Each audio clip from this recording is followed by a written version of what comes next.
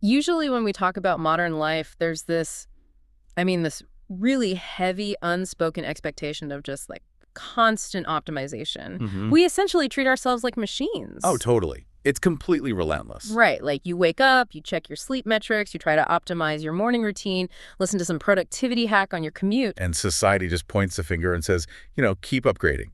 You are fundamentally flawed and you need fixing. Exactly. It's exhausting. It's this treadmill you can never actually step off because, well, the finish line just keeps moving. But today, we're looking at a set of ideas for this deep dive that kind of unclugs that entire optimization machine. Which is such a necessary mental reset right now. It really is. We are pulling from an analysis of this ancient text, specifically chapter 51 of the Tao Te Ching, and we're trying to translate it from, abstract 2,500-year-old philosophy into a literal survival guide for today's stress. Yeah, and to even understand how this text approaches the art of living, we really have to first understand the underlying physics of the Tao. Because the source material presents this core metaphor that all life in the universe is an expression of the Tao. Okay, so break that down for us. Right, so the Tao isn't a deity. It's not a set of rigid commandments. You got to think of it more like the fundamental current of a river or even gravity. It is just the natural, effortless order of things. Okay, so if life is the current, then our modern, optimization obsession is basically us deciding to just swim upstream as hard as we can, like all day, every day. That is the perfect way to visualize it. I mean, we fight the current because we operate under this assumption that we're born incomplete. Like we have to Love it. frantically acquire things, status, knowledge, money, just to become whole. But chapter 51 flips that entirely. It argues that life is born completely without that conscious, anxious realization. We are born complete and we are born free. We settle into a physical body, and then we're simply supposed to allow our environment to shape us, to make us complete in a localized sense. Wow, born complete. That goes against almost every marketing message we ever absorbed, right? We are constantly sold the idea of our own lack. Exactly. We're told we need to buy something or achieve something to be enough. But the text frames this natural unfolding through three central paradoxes. And these are really going to serve as the engine for our conversation today. They are creating without possessing, acting without expecting results, and guiding without interfering. And those paradoxes, they're the antidote to the friction we experience. And what our source material does so brilliantly is it takes these massive universe-level concepts and brings them down to street level. Yeah, it gives us an actual roadmap. Right. It applies this wisdom to three distinct, unavoidable phases of our human journey. So adolescence, our career years, and retirement. Okay, let's start at the beginning then. Because if we are born complete and free, what happens when that freedom collides with, well, the modern education system? It's rough. It is. If we look at that first phase, the growth phase or adolescence, that collision is practically violent. Teen life right now is just an absolute pressure cooker. It really is a profound crisis. I mean, the guiding principle, the source pulls from the text for this phase, is literally let the environment make it complete. Okay. According to this framework, the primary goal of adolescence isn't to build a formidable resume. It is nurturing. It's about discovering one's natural potential through the environment, much like a seed interacting with soil and rain. Okay, wait, I have to stop you there. Yeah. Because the reality of the modern world makes that sound dangerously naive. How so? Well, go at your own pace and let the environment shape you. If a kid today just wanders around following their natural curiosity, they're going to fail out of high school. The modern world does not reward wandering. It rewards, passing the standardized test and getting into the right college. Yeah, that is a very valid fear. Yeah. That's the exact friction the text is trying to resolve. But if we look closely at the source's application, the Taoist approach is not about avoiding effort. So it's not an excuse to just slack off. No, not at all. It's not an excuse for a teenager to sit on the couch and stare at the wall. It is about removing the paralyzing anxiety of the outcome. Ah, okay. The outcome. Right. Society squeezes teenagers into these incredibly narrow molds, demanding they perform flawlessly right out of the gate. The text suggests that letting the environment shape you means being fiercely curious and putting in effort, but without that crushing, need to be the absolute best at it immediately. Oh, I see the distinction. So it's the difference between a kid playing the piano because they are genuinely fascinated by how music works versus playing the piano because they need a first-place trophy to prove to their parents they have value. The physical effort is identical, but the internal weather is completely different. That's a great way to put it. The action remains, But the ego's attachment to the result is severed.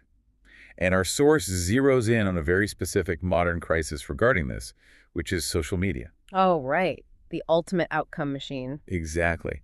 Think about what happens when teenagers tie their self-worth to external metrics. The grades, the likes, the follower counts. They are no longer exploring their environment. They are performing for it. We've literally turned hobbies into public auditions. Like, you can't just bake a loaf of sourdough bread anymore to see how yeast works. You have to film it, post it, and see if it gets, 5,000 views. And if it doesn't, Then the algorithm basically tells you your baking was a failure. which means they are now possessed by the result. This violates that first paradox we mentioned, creating without possessing. Wow. Yeah, I see that. When a young person creates a video or plays a sport or writes an essay, they should be encouraged to just create it. The moment they allow the outcome, the applause, the grade, the likes to possess their identity, they lose their freedom. They're swimming upstream again. So for anyone navigating this phase or, trying to parent someone through it, the takeaway here is actually incredibly liberating. Everyone has their own biological and intellectual timeline. Exactly. Understanding that you are already complete means you don't need to race anyone. You are just interacting with the world to see what resonates. But, and this is big here, that freedom we find in youth eventually hits a massive brick wall. Right? Yeah, the real world. Because suddenly we aren't just exploring for fun anymore. We age out of adolescence and we enter the workforce. The career years. Yeah. The action phase. This is where the stakes completely change. We aren't chasing likes on an app anymore. We are chasing a paycheck to cover a mortgage. Right. Real survival stakes. So how do we apply ancient Eastern philosophy when our actual physical survival is tied to our performance? Well, for the working years, the source introduces two vital maxims from the text: act without expecting results, and guide without interfering. The overarching goal here is achieving professional success without accumulating the toxic stress that usually accompanies it. Okay, but act without expecting results when my boss expects quarterly growth. That sounds like a fast track to getting fired. I know, it sounds super counterintuitive until we look at the mechanism behind it. The source translates acting without expecting results as working without ego. Working without ego. It means letting the work speak for itself. You put your absolute best effort into a project, you execute it flawlessly, but you aggressively detach your core identity from how that project is received by the market. Okay, wait, I want to try a visualization here to see if I have the mechanics of this right. Oh, for Think of your ego, like your core sense of human worth, as something you keep safe in your house. Okay, I'm with you. Now you go to work and you build a project. Let's call the project a fragile glass box. You work really hard on it, you polish it, and you hand that glass box to your boss or your clients. Right. If the client hates it or the market crashes, that glass box gets dropped. It shatters into a million pieces. Now, if you are a normal modern worker, you put your ego inside that glass box before you handed it over. Oh, wow. Yeah. So when the project shatters, you shatter. You go home devastated, feeling completely worthless. Yes, the classic identity crisis tied to professional failure. We see it all the time. Right. But working without expecting results, working without ego, means you keep your identity safely at home on the couch. You still build the glass box. You still hand it to the client.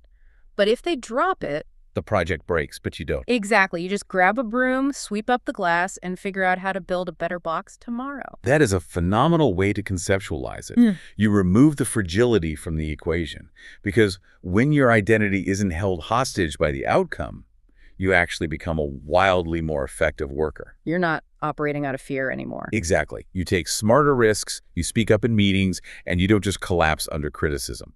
And this exact mechanism extends directly into how the source approaches leadership and management. Oh, the Taoist boss. Right. Which honestly feels like an oxymoron. It does, but the text emphasizes guiding without dominating, or guiding without interfering.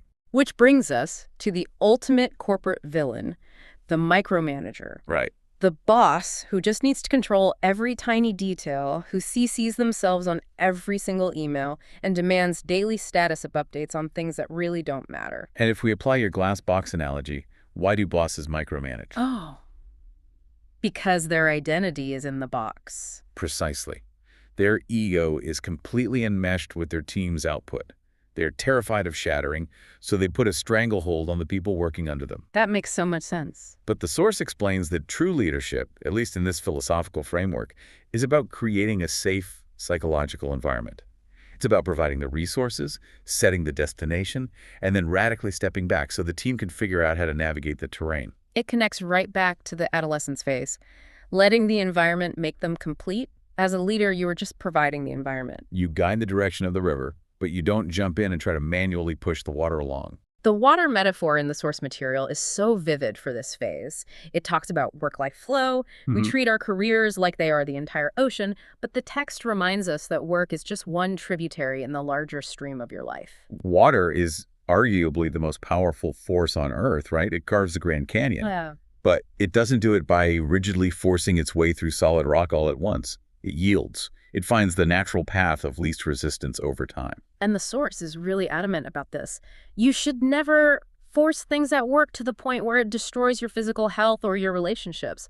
I mean, if you are working 80 hours a week and your marriage is falling apart, you are smashing yourself against solid rock. Because you are no longer flowing with the POW.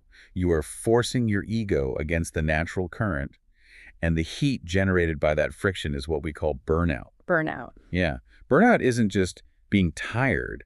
It is the spiritual exhaustion of swimming upstream. But imagine the friction when these life phases collide. Like, think about a parent who is right in the middle of this high-pressure career phase, fighting burnout, and they come home to a teenager who is in the growth phase. Oh, that's a recipe for disaster. Right. The parent is conditioned by the corporate world to micromanage outcomes.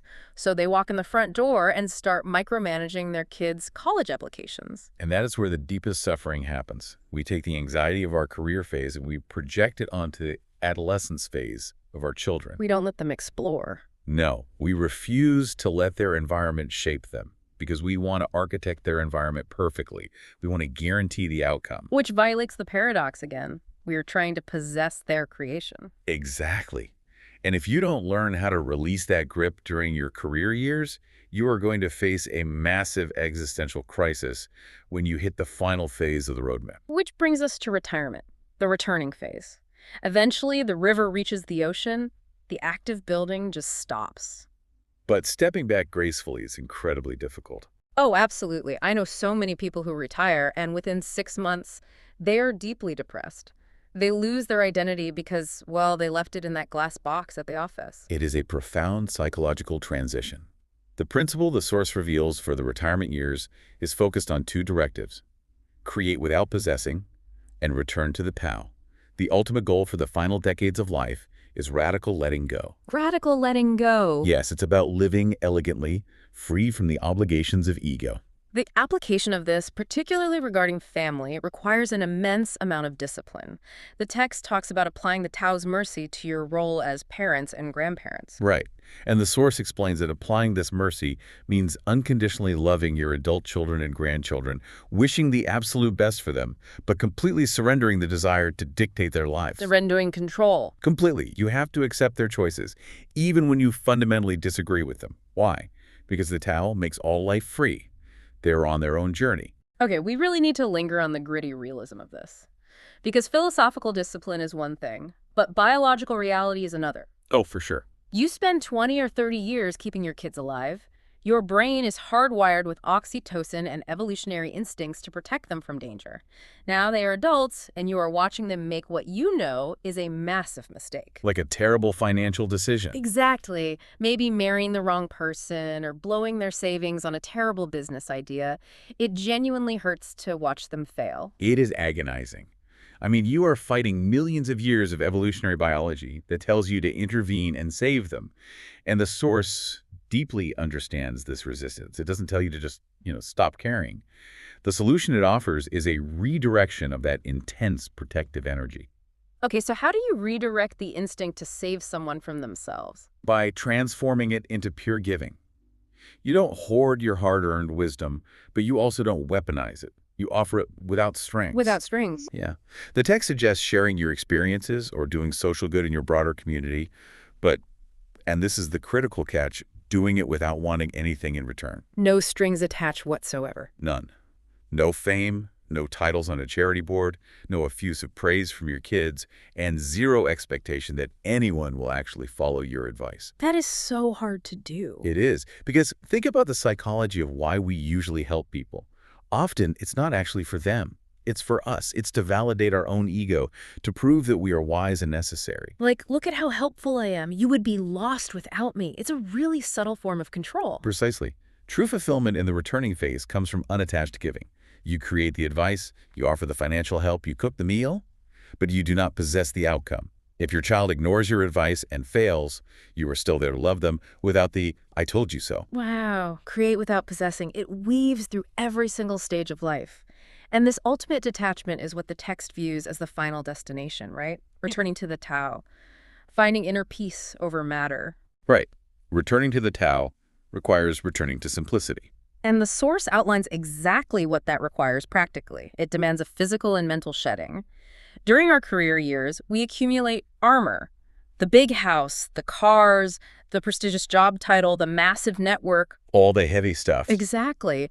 The returning phase is about taking all that heavy armor off. You actively reduce the accumulation of material things. You shift your focus entirely away from external validation and move it inward towards spiritual peace and maintaining balanced health. You are lightening the load so you can actually float on the current instead of sinking under the weight of your possessions. If we synthesize this entire journey, the overarching theme here is a profound, fundamental respect for existence.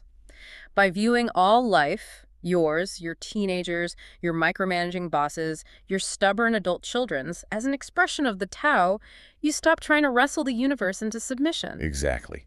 You respect your own path, and you honor the paths of others, regardless of what messy, uncomfortable stage they happen to be in right now. And that brings us right back to you listening to this. We really want to emphasize that these aren't just, pretty abstract lines of ancient poetry meant to be debated in a university philosophy class.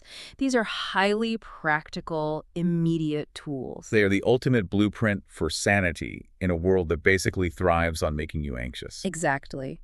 Whether it's detaching your core self-worth from an algorithm's validation, or keeping your identity safely out of the fragile glass box at work, or doing the agonizingly hard work of letting your adult children fail so they can learn, this is how you step off the treadmill. Yeah. It is how you unplug that optimization machine we talked about at the very beginning. You just stop treating your life like a broken machine to be endlessly optimized, and you start treating it like a reality to be experienced. So as we wrap up this deep dive, we want to leave you with a direct, challenging thought to chew on today, pulled straight from the final reflections in our source material. Take a hard, honest look at the specific phase of life you are currently navigating. It's a great question. Of all the principles we unpacked today, allowing yourself or your kids to grow without the crushing pressure of expectations, working incredibly hard without tying your ego to the final result, or gracefully surrendering control over the people you love the most, which one of those is the absolute hardest for you to actually practice right now? Think about it. We'll catch you on the next deep dive.